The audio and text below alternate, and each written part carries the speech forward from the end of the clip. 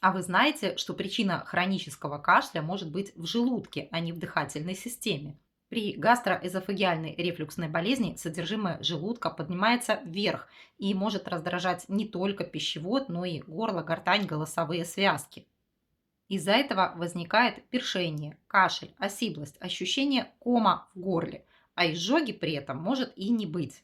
Как определить, что это именно рефлюкс, а не простуда или аллергия?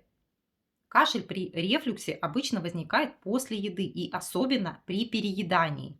Усиливается ночью или днем, если вы прилегли после еды, так как при принятии горизонтального положения вероятность протекания содержимого желудка в пищевод выше.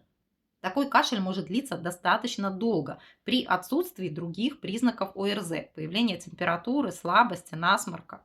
И при этом противокашлевые сиропы помогать не будут. И, соответственно, решать проблему нужно со стороны желудочно-кишечного тракта. Убирать из рациона раздражающие продукты, не ложиться после еды как минимум 1,5–2 часа, ужинать за 3 часа до сна, не переедать и привести в порядок вес. Для получения индивидуальной программы реабилитации напишите слово «программа» в моей группе в Telegram, закрепленной в описании профиля.